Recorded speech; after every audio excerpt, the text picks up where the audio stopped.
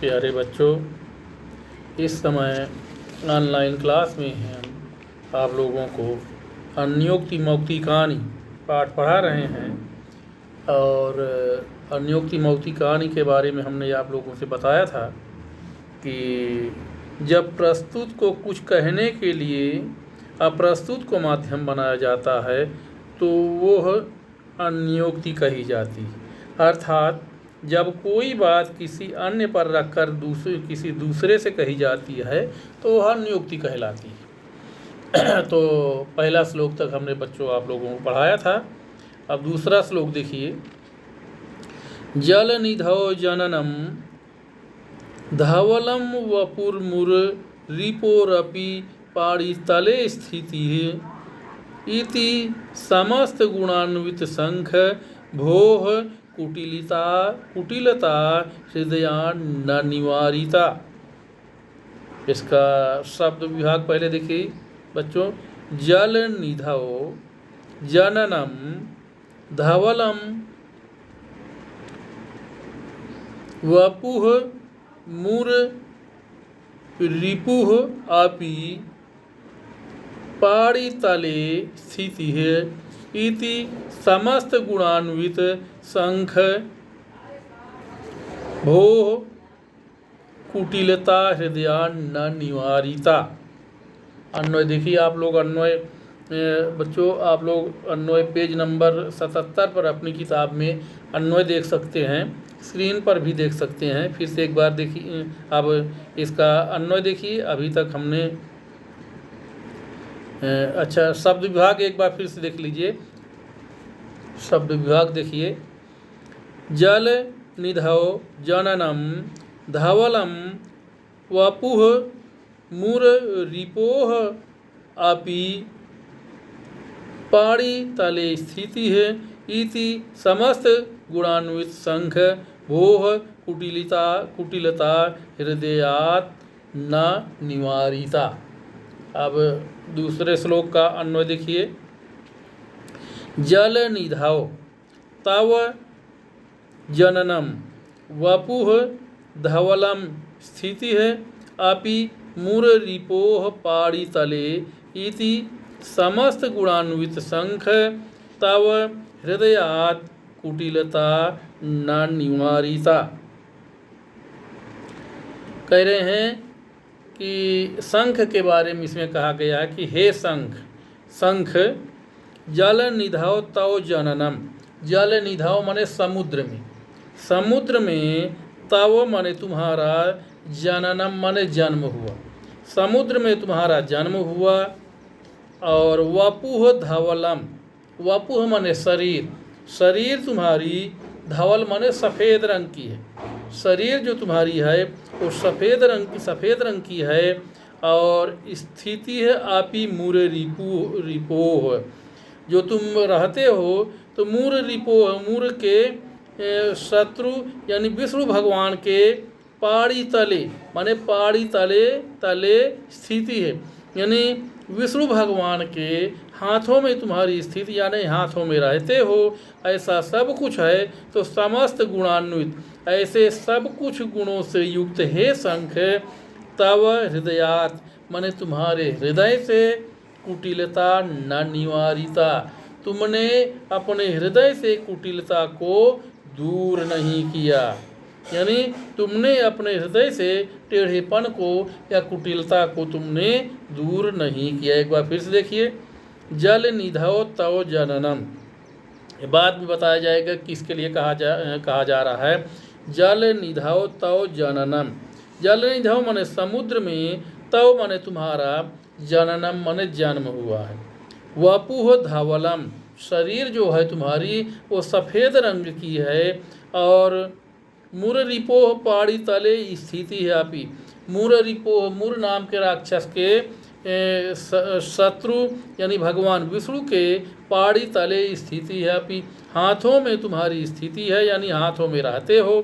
इति समस्त गुणान्वित, इस प्रकार के समस्त गुण होने पर भी शंख माने हे शंख, तव माने तुमने, हृदयात् माने हृदय से, कुटिलता न निवारिता, अपने टेढ़ेपन को क्यों नहीं दूर किया, यानी तुमने अपने शरीर से, अपने हृदय से टेढ़ेपन को दूर नहीं किया।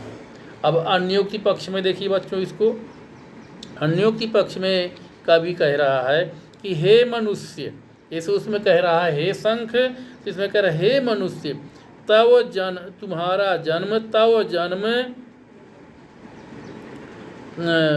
तुम्हारा जन्म महान कुल में हुआ है। जैसे जल निधौ कह रहा समुद्र महान बताया गया है, तो कह रहा तुम्हारा जन्म जो है वो महान कुल में हुआ है। तुम्हारा रंग रूप भी सुंदर, यानी तुम्हारा रंग रूप जो है, रूप भी अच्छा है और रंग भी गोरा है, यानी रंग रूप भी अच्छा है। महान लोगों के साथ तुम रहते भी हो, फिर भी अपने हृदय की कुटिलता यानी नीचता को क्यों नहीं दूर करते हो, क्यों नहीं त्यागते हो। एक बार फिर से देख लीजिए अन्वय के आधार पर अर्थ बच्चों इसका। जल निधौ तव जननम, समुद्र में तुम्हारा जन्म हुआ है। वपुः धवलम, मन शरीर तुम्हारी सफ़ेद रंग की है। और मूर रिपोह पाड़ी तले स्थिति है अपी, मूर नाम के राक्षस के शत्रु यानी विष्णु भगवान के पाड़ी तले माने हाथों में तब स्थिति है अपी, तुम्हारी स्थिति है, यानी तुम उनके हाथों में, विष्णु भगवान के हाथों में भी रहते हो। इति समस्त गुणानुशंख, इस प्रकार समस्त गुण होने पर भी हे शंख, हृदयात कुटिलता न निवारिता, तब तुमने हृदय से कुटिलता को, टेढ़ेपन को नहीं दूर किया। अब अन्योक्ति पक्ष में देखिए कह रहा है कि हे मनुष्य, तुम्हारा जन्म भी महान कुल में हुआ है, तुम्हारा रंग रूप भी सुंदर है, महान लोगों के साथ रहते भी हो, फिर भी अपने हृदय की कुटिलता को या नीचता को क्यों नहीं त्यागते। बच्चों अब दूसरा श्लोक देखिए, तीसरा श्लोक अब देखिए। तीसरा श्लोक है अलिरयम नलिनी दल मध्यगः कमलिनी है मकरंद मदालसः विधिवशात् परदेशमुपागतः कुटज पुष्परसम बहु मन्यते। इसका शब्द विभाग देखिए बच्चों।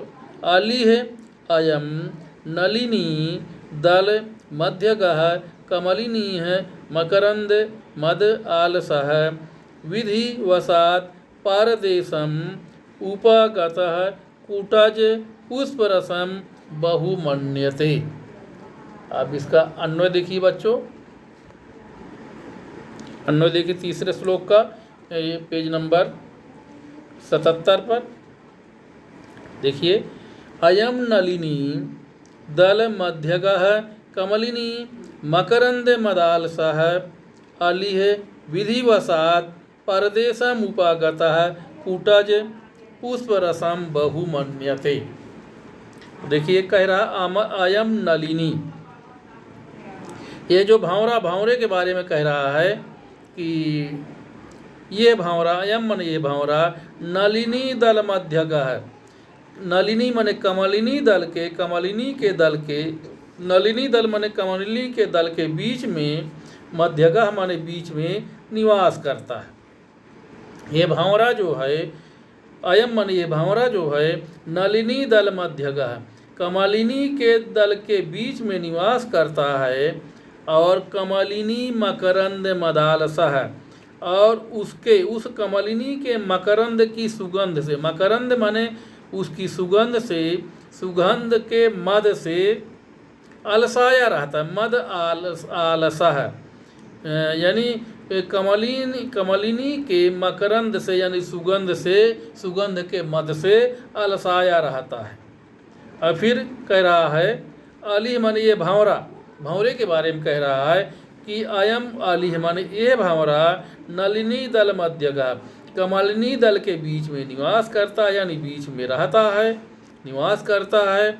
और कमलिनी मकरंद मदालसः, कमलिनी के मकरंद माने सुगंध, कमलिनी के सुगंध के मद से अलसाया हुआ भंवरा अलसाया रहता है। और विधिवशात यदि वो भाग्य के कारण, भाग्यवश परदेशम उपागत है, यदि किसी कारण से भाग्यवश वो परदेश में चला जाता, पहुँच जाता है, उपागतः माने पहुँच जाता है, यानी विधिवशात माने भाग्यवश, परदेशम उपागतः परदेश में जाता है अगर, तो कूटज कह रहा, कूटज एक कटसरैया नाम का एक पौधा होता है। तो यदि वो परदेश में चला जाता है तो कटसरैया नाम के पौधे के कूटज के पुष्प माने फूल के रस को ही बहुमन्यते बहुत मानता है, यानी कमलिनी दल के कमलिनी के सुगंध के समान उस कूटज के फूल के रस को भी वह कमलिनी के समान ही मानता है, क्योंकि समय की स्थिति है, समय की परिस्थिति के आधार पर मनुष्य को बदल जाना चाहिए, हर व्यक्ति को, प्राणी को बदल जाना चाहिए। फिर से एक बार देखिए, अयम अलिह माने यह भंवरा, नलिनी दल मध्य गया, कमलिनी दल के बीच में रहता है, निवास करता है।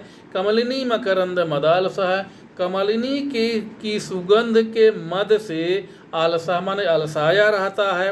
लेकिन यदि विधिवशात माने भाग्य के कारण परदेशम उपागतः, यदि वो परदेश में चला जाता है, परदेश में पहुंच जाता है, तो कूटज पुष्प रसम बहुमन्यते, तो वो कूटज यानी एक कटसरैया नाम का पौधा होता है, तो कूटज के फूल के रस को ही वो बहुत सम्मान देता है, उसको ही बहुत स्वाद के साथ उसको ही चूसता है, पीता है।